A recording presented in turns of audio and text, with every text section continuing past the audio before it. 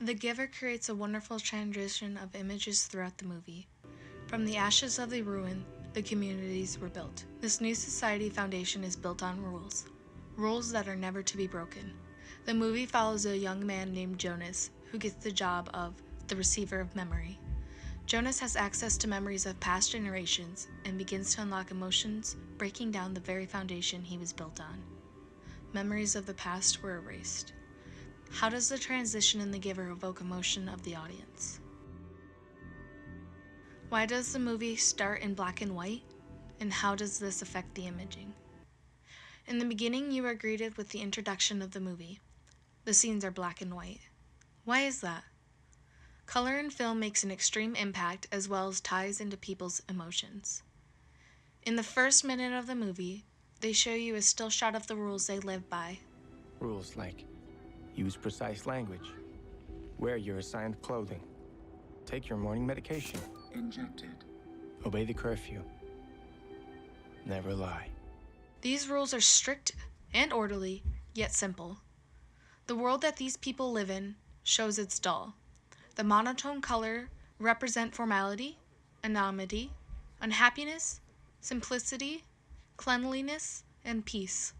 It's considered pure and is that utopia most people imagined. But at the same time, it eliminates a person's individuality. We see the world of the eye of the main protagonist. I always felt like I saw things differently. Saw things other people didn't.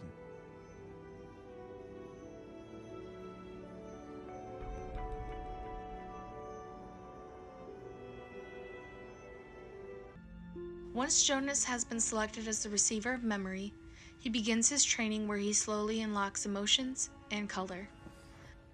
They're called books. Your books. My I know who you are. Of course. I apologize. I apologize? Don't say that. I apologize. Don't apologize to me ever again. Not here. We haven't the time. I apologize. That's an automatic pleasantry. It doesn't mean anything. I apologize. I'm sorry. With what he says here, you can imply that it's just an automatic response. It has no real meaning behind it. If you have no real emotions, how can you truly be sorry? It makes sense though, doesn't it? How can you say something but not really mean it? The first memory of color Jonas receives from the Giver is breathtaking. He receives the memory of sailing and seeing the sun and sky. The sun and sky showed varying hues of orange, blue, and red. Orange represents warmth, vibrancy, and energy. Blue represents faith, tranquility, calmness, and harmony. And red stands for excitement, passion, strength, and love. With this being the first full scene in color, it shows how rare colors truly are. Diana George specifically talks about visual literacy, how crucial it is to understand how very complicated and sophisticated visual communication is. Considering all other images and depicting the meaning behind it can be complicated but at the same time beautiful. Maybe that's why the first hues that come back to Jonas is Red. Just like her hair. Yes. There's red, green, blue, many different colors. You'll see them all in time. But our people, they chose to do away with all of them. Color, race, religion, they created sameness.